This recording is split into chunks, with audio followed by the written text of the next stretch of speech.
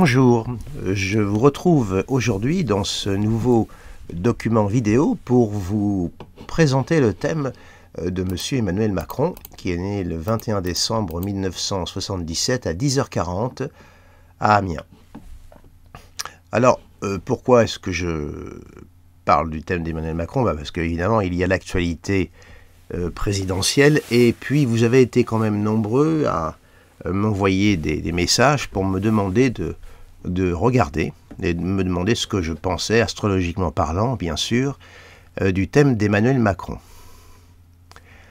Alors la vidéo présente n'a pas du tout pour objectif d'analyser le thème de naissance d'Emmanuel Macron, puisque celui-ci a fait déjà l'objet de cette étude il y a maintenant, si ma mémoire est bonne, 4 ans, c'était en 2018, et j'avais pris comme thématique l'opposition Soleil-Jupiter pour pouvoir parler de son thème et de sa personnalité. Donc pour ceux que ça intéresse de se replonger ou de se plonger dans cette étude, je vous renvoie donc à mon site internet ou à ma page ou à ma chaîne YouTube dans lesquelles vous trouverez cette étude. Alors elle date de 2018 et le titre c'est l'opposition Soleil-Jupiter. Hein, vous devriez normalement arriver aisément à trouver cette étude. Voilà. Donc là, présentement, je vais surtout étudier la situation actuelle et future, c'est-à-dire en fait les échéances face auxquelles Emmanuel Macron va se trouver confronté. Alors, comme toujours, à l'intérieur, vous avez son thème de naissance. Hein, vous voyez, le Soleil, Mercure, toute fin du Sagittaire, Vénus, Neptune en Sagittaire, Uranus en Scorpion, Pluton en Balance, bref, son thème de naissance. Et puis à l'extérieur de la ligne rouge, vous avez les transits, c'est-à-dire l'état du ciel pour le 15 janvier 2022. Là, je vous parle, il est très très tôt, le matin, il est 7 heures, donc la Lune est en train de transiter le signe des Gémeaux, et elle va progressivement filer et rentrer dans le signe du Cancer. Bon, ça c'est l'état du ciel présent, donc l'état du ciel collectif qui vient se calquer sur le thème de naissance. Alors ce qui frappe tout de suite, et je pense que vous avez dû le voir d'emblée, hein, c'est la présence de Pluton qui est conjoint à son ascendant. Vous avez 2 degrés d'orbe, vous avez une conjonction. Hein. Bon, les aspects exacts, moi je veux bien, mais il existe quand même des orbes. Donc déjà, il y a la conjonction Pluton sur sa cuspide de maison 1, et en plus, il y a une conjonction Soleil-Pluton en ce moment, ce qui n'est pas forcément la conjonction la plus facile, parce que ce sont 2 planètes qui sont totalement opposées l'une à l'autre. Je vous les ai souvent décrits, le Soleil c'est la vie, c'est le jour, la lumière, le cœur. Pluton, bah, ce sont tout ce qui est sombre, tout ce qui est, comment dirais-je, silencieux. Le Soleil, ce sont les pulsions de vie, et Pluton, les pulsions de mort, pour résumer les choses. Donc, on a là actuellement, en ce moment, une conjonction qui n'est pas géniale. Hein, bon. Donc, on voit que son ascendant, alors, la maison 1, ce qu'on appelle donc l'ascendant, hein, la cuspide c'est le démarrage d'une maison, c'est la porte d'entrée, si vous préférez. Il a un ascendant qui est à 28 degrés du Capricorne, et il a Pluton qui est en conjonction. Alors, l'ascendant, ça symbolise, comme on dit, la maison du moi profond. C'est l'être dans sa profondeur, dans l'image qu'il renvoie, dans ce que l'on perçoit de lui. Si vous voulez, vous savez, il y a toujours un jeu d'axes et de dialectique en astrologie, et je dirais même un jeu multi-dialectique, pour reprendre la formulation d'André Breton, qui avait fort bien formulé la chose, puisque l'astrologie fait intervenir les signes, les planètes, les aspects, les maisons, et puis les éléments.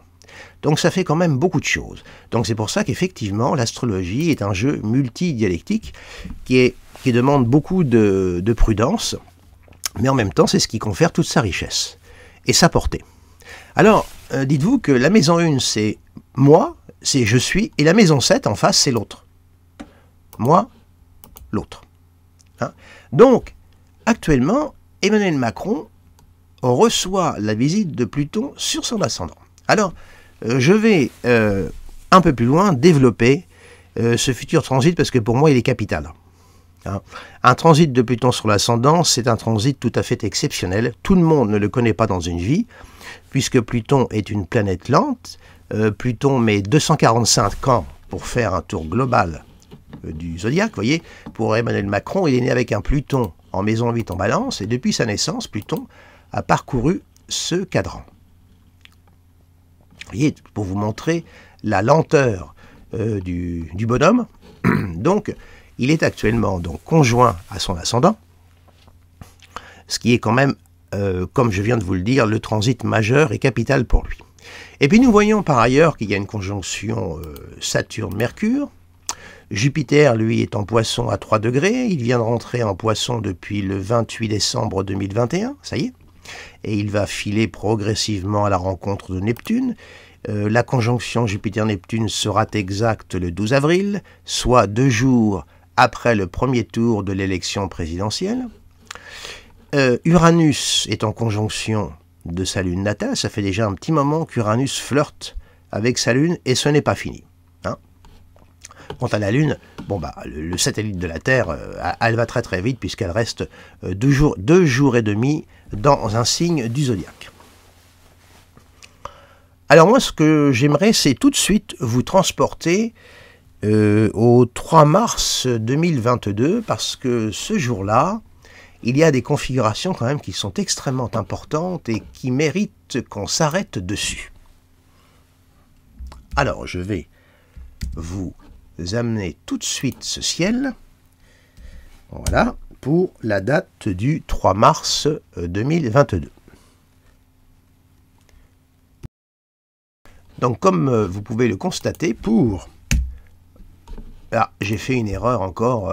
Ah oui, si j'oublie de mettre le mois, évidemment, ça ne va pas aller. Voilà, nous sommes donc le 3 mars, là, 2022. Et vous voyez qu'on a un ciel, là, qui est particulièrement concentrique. Il est chargé, il est dense. Nous avons une triple conjonction. Pluton, Mars, Vénus, à 27 degrés du Bélier. Angulaire à son ascendant. Valeur encore maison 12, il est vrai, parce que les planètes n'ont pas encore passé la zone de l'ascendant. Nous avons une conjonction exacte Mercure-Saturne. Et puis là, on a, comme je dis, un quatuor dans le signe du Poisson, Soleil, Jupiter, Lune, Neptune, qui entre en dissonance avec son amas de planètes en Sagittaire. Alors vous voyez là, ce qui saute tout de suite aux yeux pour moi, c'est ça.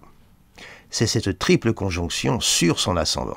On voit Mars, Pluton et Vénus. Et, comment dire, c'est pas forcément une conjonction de douceur. Hein. Mars, Pluton liés ensemble sur l'ascendant, c'est pas vraiment tendre. Vénus, la petite Vénus, elle est touchée par ce duo-là. Donc là, on a vraiment quelque chose, c'est moi, je vais aller directement au but, hein, je ne vais pas tergiverser. Bien, on peut dire que l'aura du personnage va se ternir. Vénus, c'est quand même le facteur de séduction. N'oublions pas que Vénus, dans son thème, a maîtrise sur Pluton, hein, d'accord? Il a un Pluton en balance. Et Pluton part des valeurs chargées de la maison 8 dans son thème natal.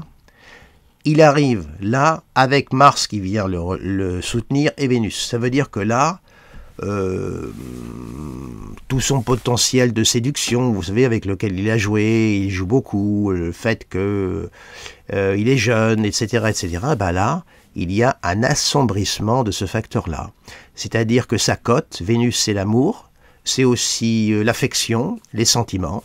Et bien avec ça, on voit que là, ça s'assombrit. Et puis, Mars-Pluton, c'est un facteur d'agression. Hein. Mars, le dieu de la guerre, Pluton, le dieu des enfers, pour faire court. Hein. Alors on voit que Mars et Pluton sont les gouverneurs de sa maison 9. Hein. Bon. Alors espérons qu'il n'y ait pas non plus un problème qui vienne de l'étranger. Hein. Ou que lui-même commette des maladresses et des incidents diplomatiques. Enfin j'en sais rien, je suis en train de vous tracer les scénarios, mais il ne faut pas oublier que ces deux planètes sont maîtresses de la maison 9. Bon. Mais reste que son maître d'événement, son image s'assombrit, se ternit, sa cote est en train de dégringoler, il y a une coupure là. C'est vraiment pas une configuration de lumière. Pluton, ce n'est pas la lumière. Je vous en parlerai plus longuement après. Donc il y a déjà ce triptyque. Ensuite, on a la conjonction Mercure-Saturne en Verseau. Vous voyez, opposition large, il est vrai, à son Mars natal en Lion. Puis après, on a la concentration en Poisson qui fait des dissonances à son amas en Sagittaire. Alors, je vais vous poser les configurations pour que ça soit tout de même clair. On va mettre les carrés tout de suite. Voilà. Donc, positionner les carrés. Voilà, vous voyez, les carrés sont positionnés. Donc, vous voyez que l'amas en Poisson crée une ligne de tension vers tout son amas en Sagittaire. Ensuite, la conjonction Mercure-Saturne fait carré à son Uranus de naissance et à sa lune natale. Autrement dit, l'opposition Lune-Uranus prend la dissonance Saturne-Mercure. Hein, certes, à la lune natale, parce que Uranus est quand même un peu loin, mais elle est là tout de même. Alors, on va positionner les oppositions également. Voilà, donc on a carrément une croix. On a, vous voyez, l'opposition Uranus à Uranus natal et la conjonction Saturne-Mercure opposée à Mars. On va positionner les trigones. Alors, c'est intéressant, vous voyez là. Le trigone Mercure-Saturne au trigone de Pluton. Vous voyez, alors c'est un aspect effectivement fort, mais compte tenu du contexte, compte tenu du personnage, c'est un aspect qui ne fait que renforcer ses convictions. Il reste campé, Mercure conjoint à Saturne, sur ses convictions profondes. Pluton, j'ai raison, je ne changerai pas d'opinion. C'est un trigone là, en quelque sorte, qui est, je dirais, à double tranchant. Hein. Alors ensuite, vous avez la conjonction Soleil-Jupiter, qui fait trigone à son Uranus natal. Vous voyez? Alors là aussi, Soleil-Jupiter, trigone Uranus natal, là, on ne peut pas trouver configuration plus autocentrée. Là, c'est moi, je suis l'autorité, je suis le pouvoir, et Uranus, c'est, voilà, la personne est complètement investie. Si vous voulez, il est, avec les amas, là, cette conjonction Soleil-Jupiter qui fait carré, le quatuor, pardonnez-moi, qui est en dissonance de son amas en Sagittaire, du Poisson, il est, je dirais, trop plein de lui-même pour avoir une vision juste des choses. Il y a du débordement. Vous voyez, la conjonction Soleil-Jupiter est au carré, vous voyez, de Neptune. Ça déborde. Il est trop plein de lui-même et Neptune, eh bien, apporte du flou, apporte de l'imprécision et les intuitions ne sont pas toujours forcément bien orientées. Vous voyez, alors, on va positionner les sextiles, mais alors vous savez, là, en la circonstance, le sextile est un aspect pour moi mercuro-vénusien. Il joue plutôt sur le plan d'une vie intérieure, sur le plan créatif. Bon, certes, on voit que la conjonction Saturne-Mercure est en très bel aspect de Vénus. Hein, bon. Et puis on voit que la conjonction Soleil-Jupiter forme un sextile à sa lune natale. Voilà. Mais ça, ce sont des configurations de passage. Hein, ça va se défaire très rapidement. Et puis là, les sextiles, vu la situation et les contextes, je ne sais pas si ils vont forcément beaucoup jouer. Hein. Alors, on va voir s'il y aurait un sesquicarré. Bon, il n'y en a pas. Il n'y a pas non plus, je crois, de demi-carré non plus. Ah. Donc, vous voyez, on a quand même là un ciel qui est, au fond, assez chargé. Hein. D'aucuns me diront que c'est normal parce qu'il rentre dans une campagne présidentielle. Alors, je vous dirais qu'il entre, il n'a pas encore annoncé sa candidature. Hein. Mais justement, je vais en parler après de tout ça. Je vais vraiment ensuite vous faire part de vraiment la motivation de cette vidéo. Bon. Alors je vais maintenant vous conduire à une autre date, qui est celle du 21 mars, parce que là aussi on a un ciel qui est tout à fait intéressant à observer. Le ciel du 21 mars. Voilà. Donc, vous voyez que là, Pluton sera pile sur son ascendant, 28 degrés, ça y est. Ah. Contrairement à ce que j'ai lu, certains ont dit que Pluton allait transiter son ascendant en 2023, c'est vrai, mais il commence déjà à le transiter cette année. Hein. Ensuite, vous avez la Lune, là. Alors évidemment, je vous fais cette étude-là pour le 15 janvier, il est exactement 7h30, hein, donc il y a une Lune en Scorpion, là. Hein. Et encore là, on est au 21 mars, pardonnez-moi. Le 21 mars 2022 pour 7h30. Pardonnez-moi. Hein. On a une Lune qui est conjoint à Uranus et on a un Uranus conjoint à la Lune. On a, c'est-à-dire une répétition, regardez, de configuration. Ça, c'est hautement significatif.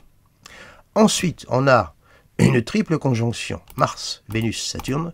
Regardez encore la pauvre petite Vénus, elle est coincée entre Mars et Saturne.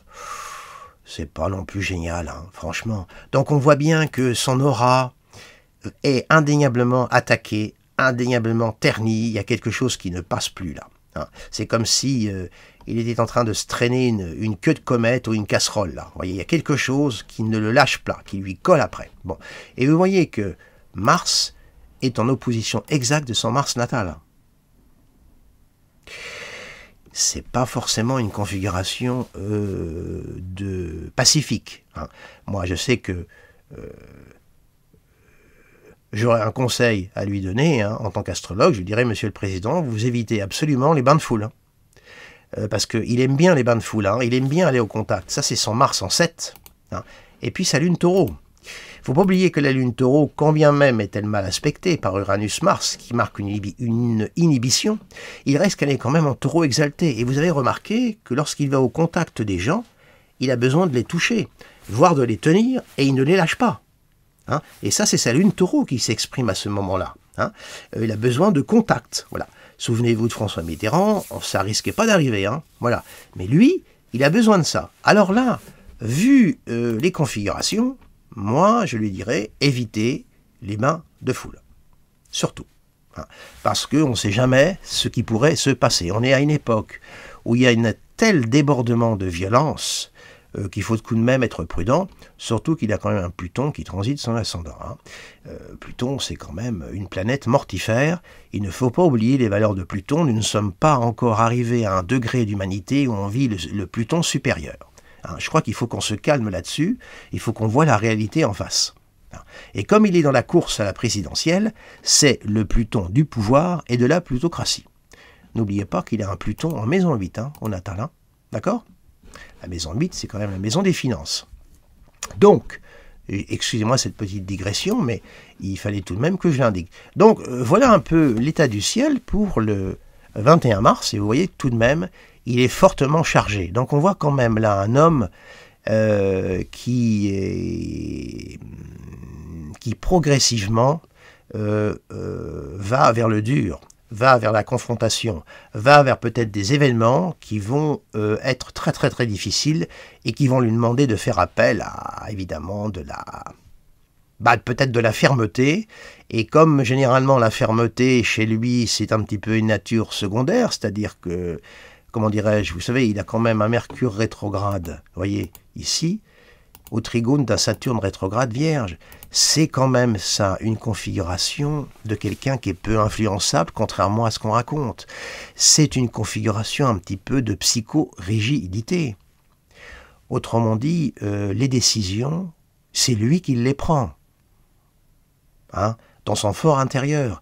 On ne peut pas le faire changer d'avis. Et s'il change d'avis, c'est parce que c'est lui qui a décidé de changer d'avis. Mais je ne vois pas cet homme subir l'influence des autres. Alors ça constitue une force, c'est vrai, mais ça constitue aussi une sacrée faiblesse. Parce que gouverner, c'est aussi savoir bien s'entourer et écouter les conseils des autres. Là, je crois que sur ce plan-là, il a un problème. Bon.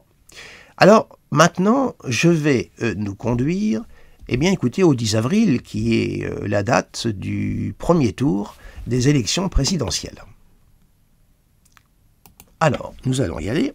10 avril 2022. Voilà.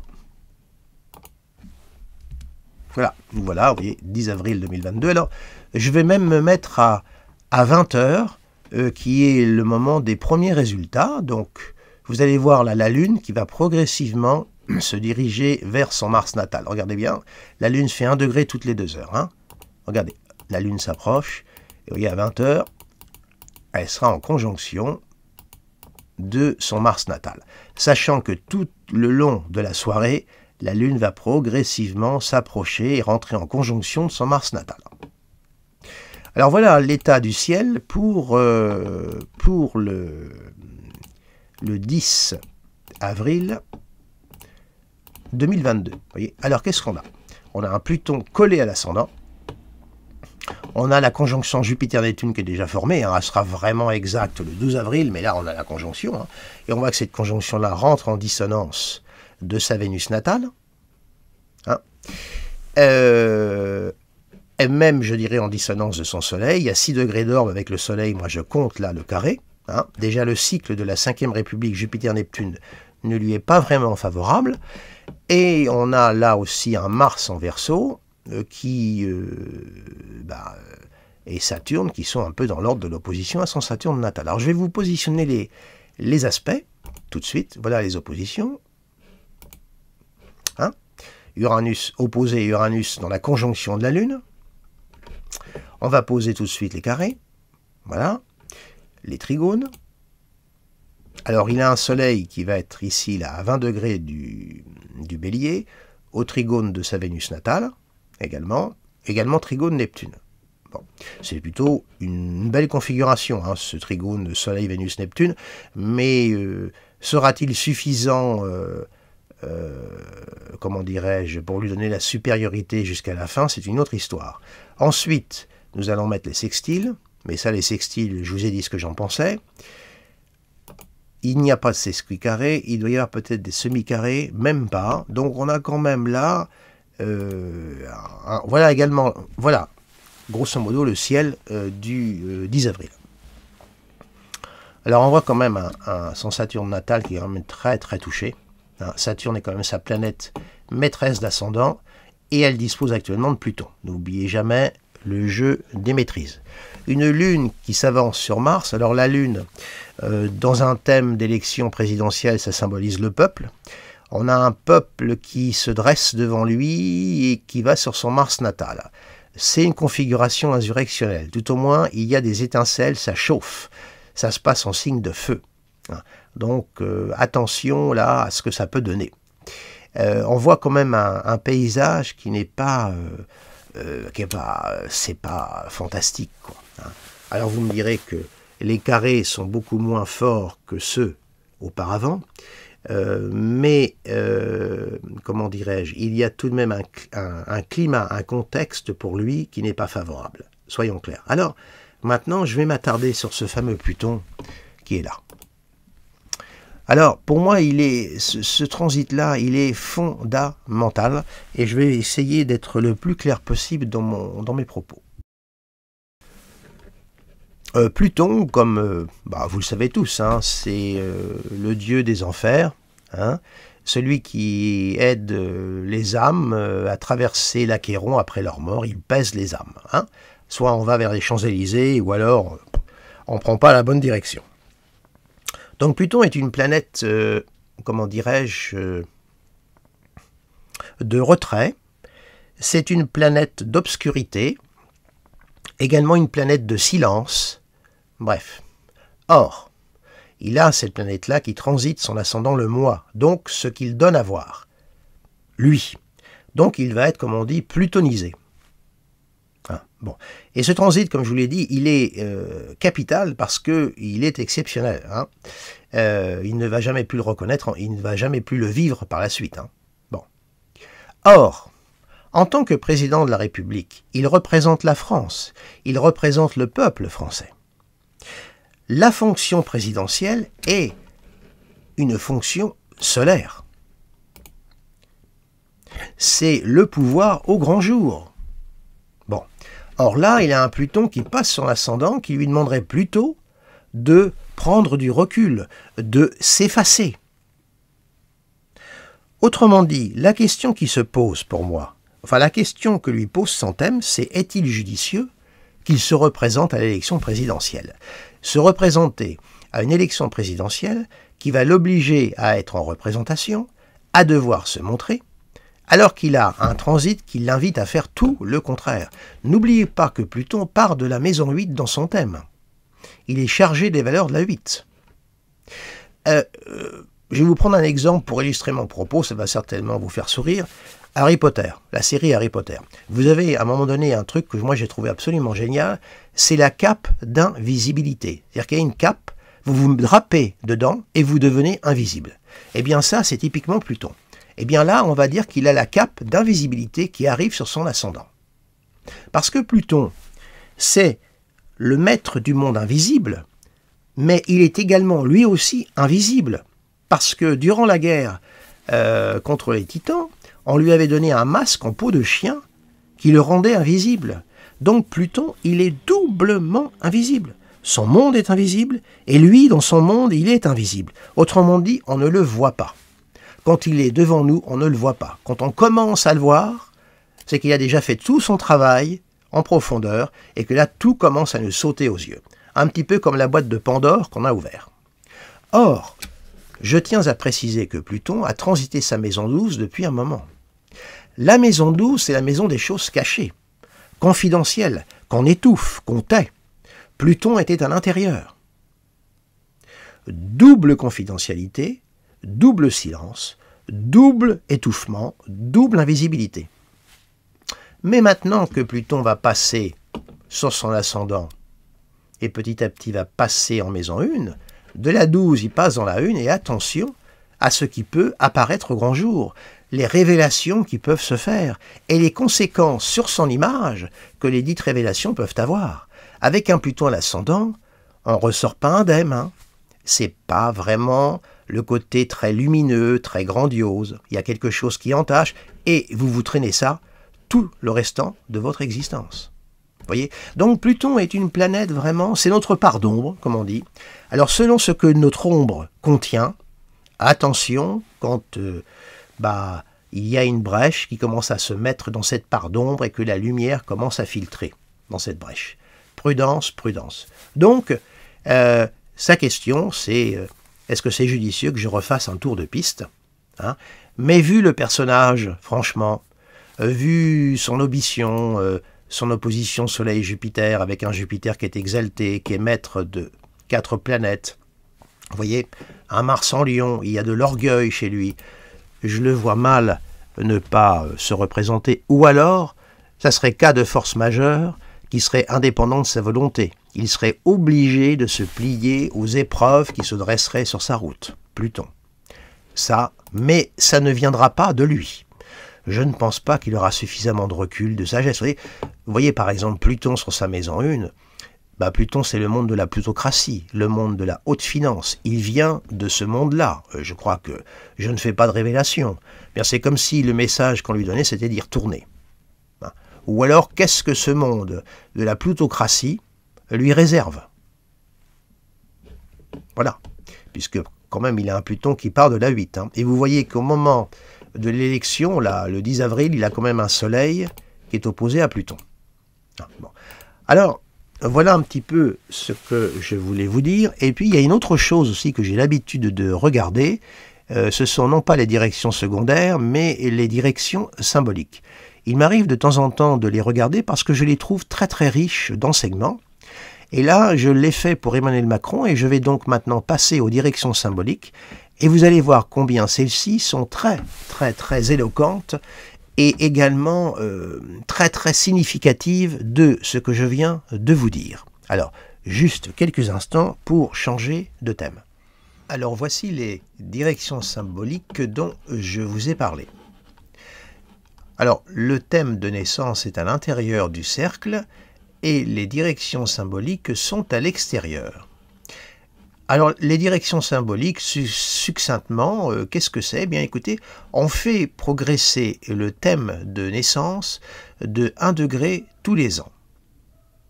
Autrement dit, là, pour le 10 avril 2022, hein, parce que j'ai dressé les directions symboliques pour la date du premier tour des élections présidentielles, eh bien on fait évoluer le thème depuis son âge de naissance, de son année de naissance, 1977 à 2022, ça fait exactement 45 ans.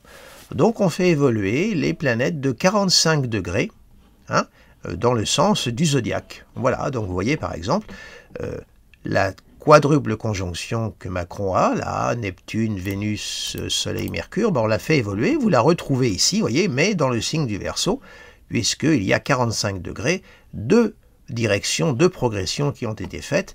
Idem pour Pluton, vous avez ici, idem pour Mars, que vous avez là, vous le retrouvez ici, 45 degrés plus loin. Voilà, c'est aussi simple que ça. Alors maintenant, passons à l'observation des directions symboliques. Eh bien, je les trouve extrêmement intéressantes et très très parlantes. Précisément, qu'est-ce que nous voyons? Eh bien, nous voyons que Pluton est pile à la culmination de son thème. Pluton est en conjonction du milieu du ciel.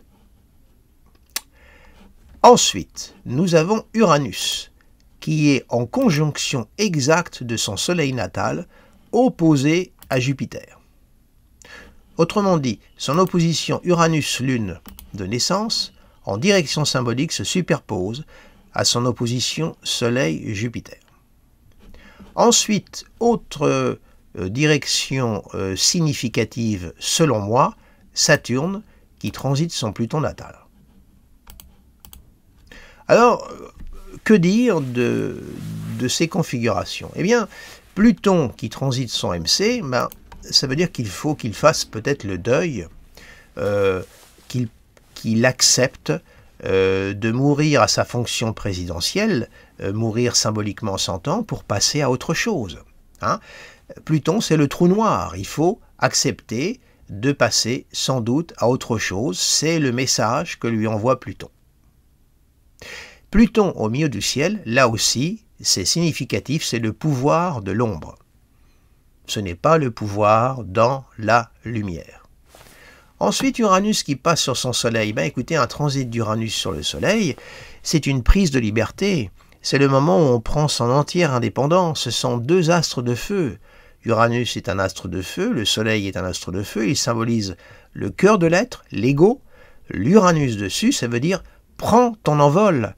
Passe à autre chose, libère-toi, débarrasse-toi de tes carcans, en plus opposés à Jupiter, les deux astres du pouvoir, les deux astres royaux. Vous voyez, c'est quand même pas rien que cette opposition Uranus-Lune de naissance soit en aspect exact de son opposition Soleil-Jupiter, tout de même. Hein. C'est à noter, ça veut dire que là, il y a un message à tirer. Uranus, c'est va de l'avant, mais pour partir de l'avant, il faut que tu te libères, il faut que tu sois léger. Uranus, c'est le dieu du ciel. Donc pour s'élever, il faut être léger. Et pour évoluer, eh ben, il faut quelquefois accepter de se libérer de certaines choses pour être, je dirais, pour faire peau neuve et aller à autre chose. Et puis enfin Saturne.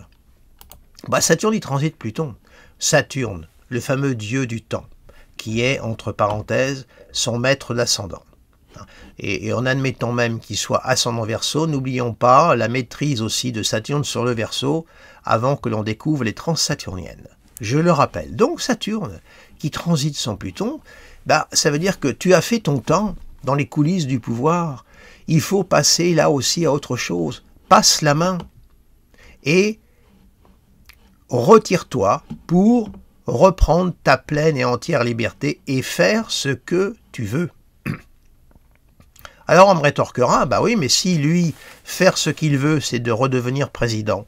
Alors je l'entends, mais à mon avis, je crois que là, il va écouter précisément l'appel de son ego, mais il ne va pas écouter l'appel de, je dirais, la sagesse, c'est-à-dire le degré supérieur que ces transits lui donnent comme message. Il va encore vivre les transits dans l'infra, et non pas dans, je dirais, le supérieur. Excusez-moi d'employer ces termes. Hein. Et puis notez aussi que le Mars en en transit, vous voyez là, bah, il fait carré, hein, regardez. Il est à 26 degrés. Regardez, on va poser les carrés. Regardez. Le Mars en direction symbolique, là, il est au carré de sa conjonction Soleil-Mercure. Vous voyez, 26 degrés de la Vierge au carré vous voyez. Donc c'est aussi très très significatif, hein, ce Mars qui part de sa maison 7 et qui se met au carré de son Soleil. Vous voyez, là aussi, il y a une convergence. Là aussi, si on met tous les aspects, regardez, je vais tout positionner parce que c'est important que vous ayez une vision globale tout de même de ces transits. Voilà, vous voyez, même là, vous voyez, la conjonction Soleil-Mercure est au carré de son Uranus et au carré de la Lune. Vous voyez, le Soleil en direction symbolique est en dissonance. Hein. Donc tout de même, c'est quand même significatif. Hein. Voilà, c'est curieux. C'est curieux, j'ai un petit problème avec mon logiciel parce que normalement Mars là devrait marquer le carré. Hein. Il y a le carré, hein. Il y a 3 degrés d'orbe. Il y a un carré Mars à Soleil Mercure. Mais là, mon logiciel visiblement, c'est parce que j'ai peut-être compté des orbes extrêmement serrés pour les directions. Oui, j'ai compté un orbe de 1,5 degré, je crois, donc dans les directions symboliques. C'est pour ça que mon logiciel ne marque pas l'aspect, mais moi je le compte quand même. Hein. Voilà. Bah écoutez, voilà ce que je pouvais vous dire, et en définitive, qu'est-ce que je pourrais vous dire comme conclusion? Eh ben, au vu de tout ça, j'en arriverai à dire que s'il s'avérait que Emmanuel Macron ne serait pas réélu, eh bien ce serait ce qu'il y a de meilleur qui pourrait lui arriver. Voilà ce que je pense. Quelquefois, il y a le combat de trop. Hein. Quelquefois, il ne faut pas remonter sur le ring. Voilà. Et là, je crois que pour lui, ça serait le combat vraiment de trop. Vous voyez, au vu des aspects qu'il a, c'est le combat de trop. Mais, comme je vous l'ai dit, vu le caractère de l'homme, vu son ambition, vu son orgueil, j'ai du mal à imaginer qu'il ne se représente pas. Hein. Ou alors cas de force majeure qui le contraindrait. Mais en dehors de ça, il ne faut pas se leurrer. Hein. Voilà. Eh bien écoutez, je vous remercie de votre attention. Vous me pardonnerez parce que je crois que cette vidéo est très très longue, elle fait plus de 40 minutes. D'habitude j'essaye de les faire vraiment plus courtes, mais là, le sujet, après tout, je pense qu'il en valait la peine. Donc je vous remercie toujours de votre fidélité. N'hésitez pas pour les nouveaux venus à vous abonner à ma chaîne, comme ça vous serez avertis lorsque je mettrai de nouvelles vidéos en ligne. Et puis je vous dis à très très bientôt. Je reviendrai certainement avec une vidéo sur les transits de Mars durant l'année en cours, l'année 2022, s'entend, parce qu'il est intéressant de l'observer, parce qu'il va quand même sacrément secouer le cocotier. Je vous dis à très très bientôt et merci de votre attention. Au revoir.